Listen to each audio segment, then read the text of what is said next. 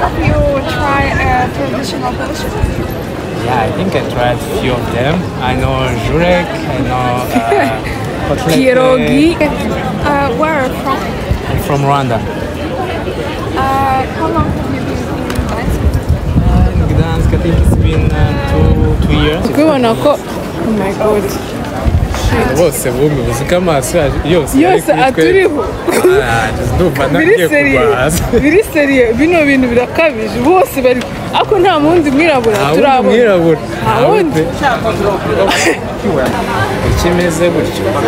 Byaza kuvuga. Merci. God, famous people here. Man. Arnaud. Arnaud. Moi je crois que tu as qu'un interview.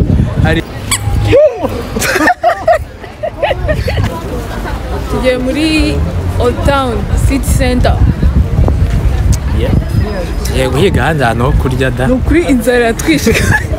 Twazindutse ngo tugiye ngo kurya ngo breakfasting biki English none. Ariko umuvunde w'abantu uri hano my dear friends. Abantu baba basohotse koko. Izuba. Kazuba ntabwo yaragaherutse man. Cyaze izuba baturikeneye. Nanjye nambaye oh my god none hari umuntu nabonye kuri comment bw'ibyo bipira uba wambaye. Ese ni cyo gipira wambaye? Yewe mani mba nishakira kwishyuhira. Rebera none hano ni ugutonda umurongo mana yanjye.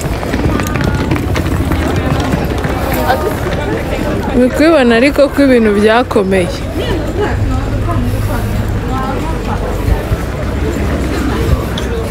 Bro, ni ugutonda umurongo bro. Muri kwibona ariko ntabwo turi kugaragara.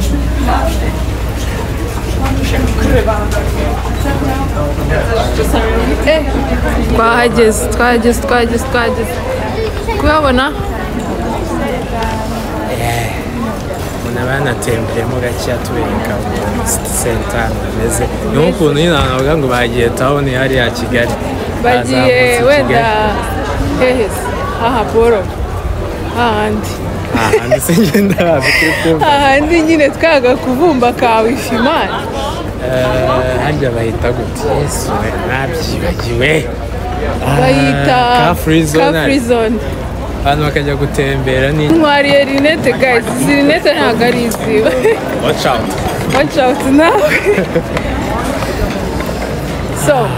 so turarira hewe komona turongera tuge kuri menu idushuke ngo turi kurya ibintu tutazi nta ice cream se basi ice cream niyo ubanza kurya cyangwa ubanza kurya ibintu ariko nyine watwarya ice cream tugataha. Hello lunch maybe some Polish dishes. Yego ko Polish breakfast mana yanjye. Polish breakfast reba ariko abantu bicaye hano ukuntu ari benshi.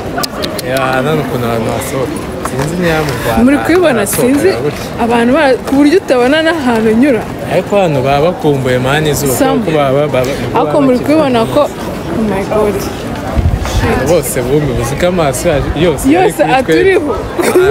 Ndumva nagiye kubaza. Biri seriye bino bintu birakabije bose bari ako nta mundi mwirabura turabona. Mwirabura. Awundi. Barimo baratoga. Ice cream. Sirenze man. Ice cream Ziteye. Ako dutemberemo. Turi kurya ice cream. Tugiye kurya ice cream. Ahantu hatugoreweho. Kadutonda umurongo. Bayibuka video kuri TikTok. Video dufite twaje hano hantu. Agira ice cream ziryoha byatari. Ariko mwa bantu mwe mureba ari uruvunge rw'abantu. Shashe tubanze ngiye gukuramo umupira kandi afuka. Umupira bro. Yazababeshe no hano hanze batonda imirongo. Muri kubona no murongo? Batonda imirongo ku bintu byose bibaye. Nko muri Afrika nyine ntibazababeshe.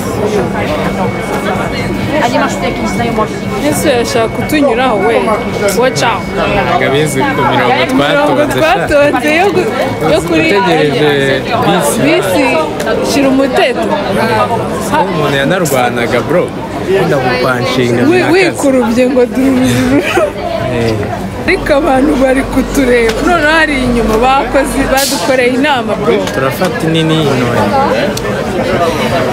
nini bro ntabwo twahazi turafata inini ice cream ngiyo vanilla na shokora nkunda vanilla ivanze na shokora aha ndabona hari vanilla na inini ni 14 baka vanilla na mango ngewe ibintu bya shokora narabihaze ngewe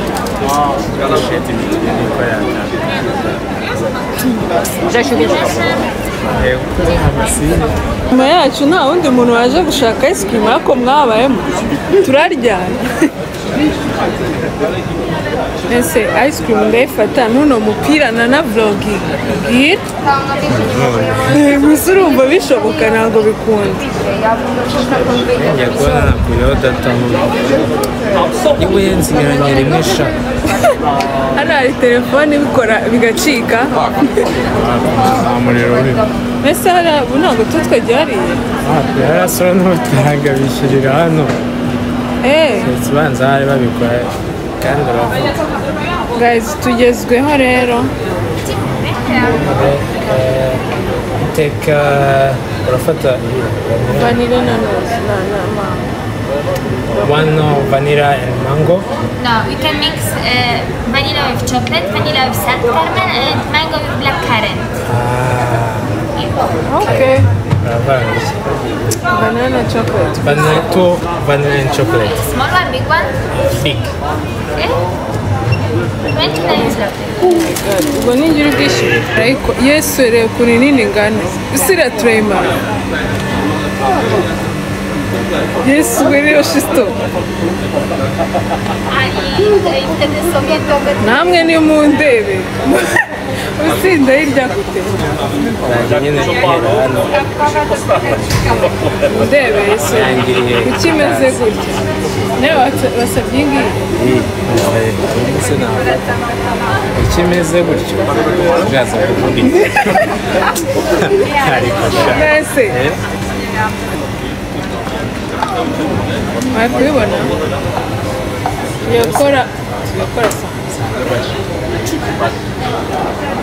twagiye ese agiye kugwa ngiye kuvuga shisto cyangwa ufashe umupira bwira mana nagibwira se rero iyi ngiyi utayiriye wihuta ihita irashobora urakanuza bikomeza kugenda bingwaho n'uyu nawe biri kumugwaho ntabwo biragwa mana uzi kurya ese nkomeza kugenda mbereka uyirya ute bayirya batese akura ujya munyumvira banyarwanda ujya munyumvira ngiye kumeneka yewe nose ko biramenetse burundu keto tuba twatsi ntoya pe ubusibi ni ibi mana harashyushye kandi ukeneye gukora yo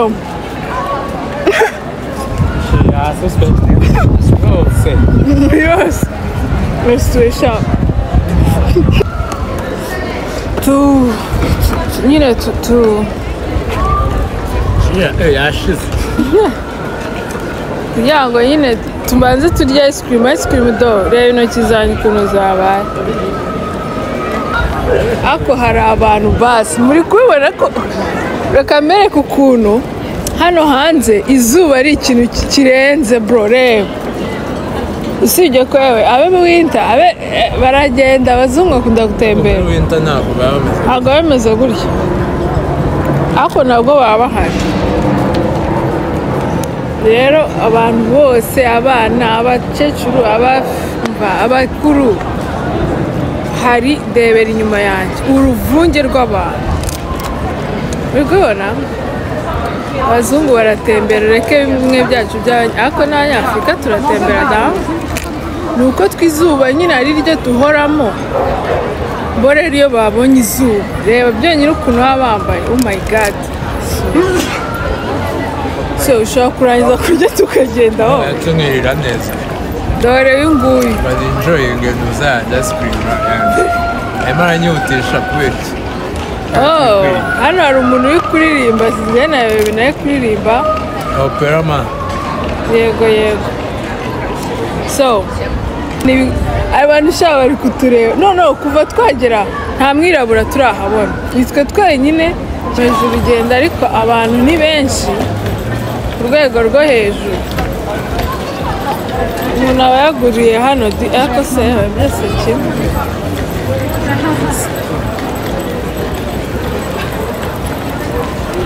abantu bari kutureba reka sinakubwira tuza muri mizanga tubere ukuntu ibimeze amateka y'ukuntu Polonye ngo ari igihugu cya mbere cy'ikinyamyaku koko ujya unyumvira cyahuye n'uruva gusenya ikibazo cyawe n'uruva gusenya mu ntambara ya kabiri y'isi byari bikomeye pe uzi ko ngo bamaze ngo ntihari ngo iminsi ntihari 900 mani ngo bataba ku ikarita y'isi Polonye ntayibaho yuwe uko abarusiya babe barayifashe n'abadage mbese Polonye itabaho ititwa ko ibaho hari iminsi 900 byayigendekeye ute se ngo igaruke nyuma nyine haje kuba deliberation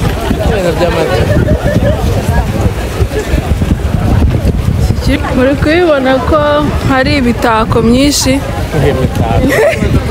ibibumbano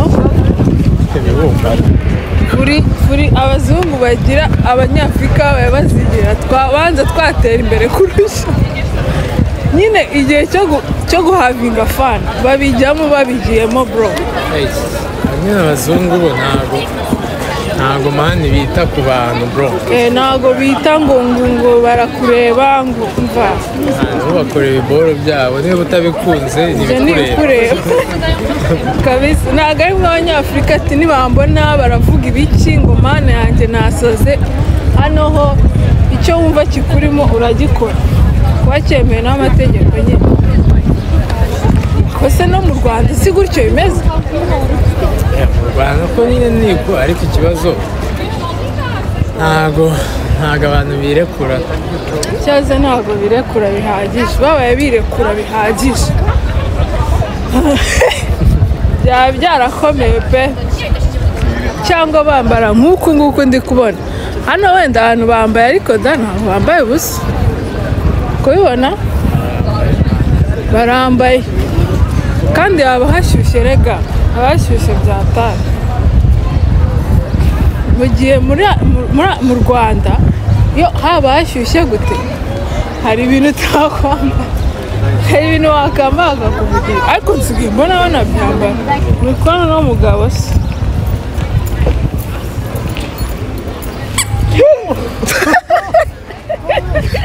neza uba ko nari ndi kubifata ibintu bino mu bihugu bimubayeho cyazi ko umutima wanjye waruvuyeho ariko ndakeza nawe gata mbonye akantu nyine ka kaboro bashyiramo ibiceri nyine tu atatu ubu ngubu si umuntu wigize iroboma ni ikintu cy'ikisitati akarato abantu reka ndya agafoto tuzi ko wari uvuyemo bro umva azuga ku cyankaze aragukanze nyine nibyo ubanza ari byo akora nyine byari kwitacte nk'akantu ngo tente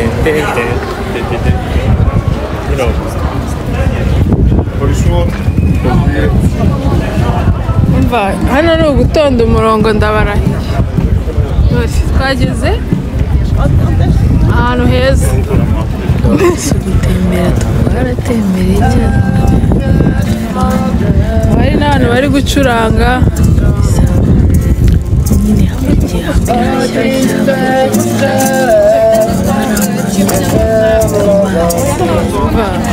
nanjye uziko nzaza gutera agatebe kanjye hano di so rero hano ngenda ngize ngo ntabwo byemewe kuhanyura kuko nta wundi muntu uri kuhanyura sibyo hari abantu batwara amato turavuga tuti hoya da ndabona abantu bari kuhagenda reka tugende nirira akavideo kanjye so ngewe buri gihe singiye kubabeshya ntabwo njya nifotoza ahubwo mfata video every time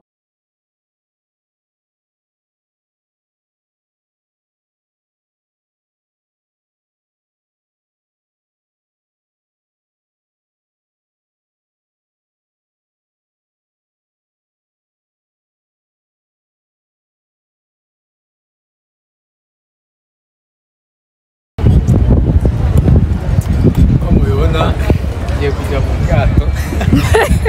Bwato? Ndaba ndi Captain Arnaud. Urabona ko ariko twabukereye. Muzi gutwara ubwato? Genda bizi. Tujye kuhajyana oya, ubwato tuzabujyamo ubutaha guys. Ubu ngubu turi gutembera. Ndagenda twabaye Pirates. Kiragwamo. Iki cyana kirashaka ibiki. Nta nubwo azi koga. Watch out nawe. Dore hariya bari gutwara semanu. Tuno tugomba kutujyamo. Baba baketse shamana yanjye ni ibibazo tuzakoresha umupira wa brother and sister. Oh my god. Umva nyine sha we had the best time kabisa, byari byiza pe. So rero twe hano turi kubereka like hano nyine bahita Old Town yo muri Gdansk. Nabonye imijyi hano yose igiye ifite ama Old Town yaho, so ya hano narayikunze koko. Hari ama restaurant menshi, none ureba abantu baba hari urujya n'uruza rw'abantu, amato. Hari ubwato bunini twe tugiye kujyaho, ariko umwanya tubana mutoya, turavuga tuzabereka ubutaha tunajye no mu bwato by the way, cause man cyaze umva hano ni heza bro, ni heza. Iyo twageze nyine ugati tujye na hariya shitse ngwino hano tujye hariya, reba hariya, mbese nibyo tuba turimo. Mbese sinzi biba bikeneye ko nyine tugira dufata umwanya munini uhagije. Iyo tuhaciye rero turi bwate dufite wenda nk'isaha, ntago bikunda. Turavuga ati nose hari ako tutagiye biragenda gute. Nyine nibyo ngibyo tuba turimo gusa man cyaze hano ni heza pe.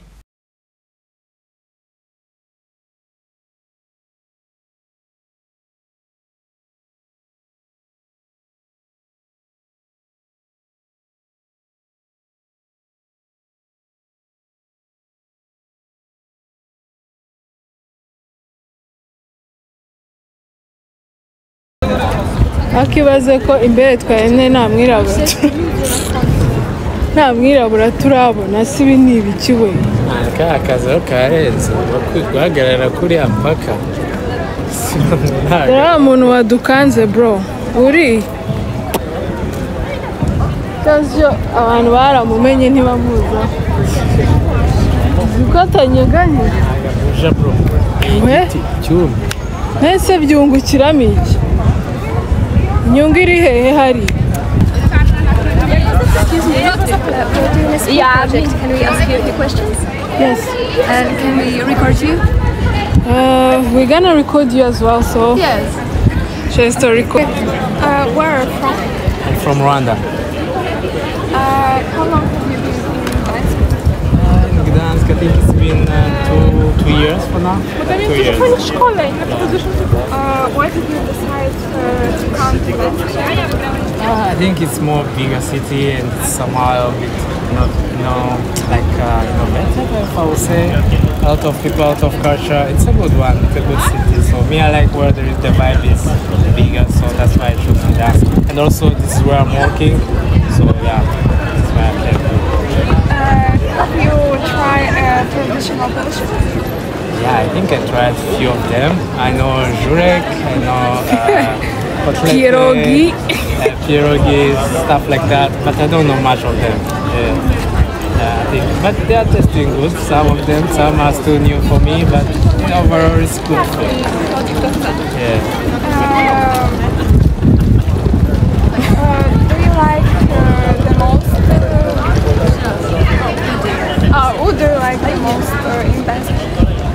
Gdansk, well, The what vibe. can I say? Me, I like, as I said, like how the vibe is, like, you know, you see people are going everywhere, like it's also a big city and people are nice, different kind of people living here, so that's mostly what I like about it. It's not much, but yeah, some of it is good. Okay, thank you very much. Yeah, thank you very much. Thank you, bye. Oh my god, famous people here. Man, Arnaud Arnaud bamaze kubakubita ka interview hariya nako kuba promotion hari atabaye muri school project abashaka kutubaza utubazo ducyanye tuba tubakubise ibintu biri aho ngaho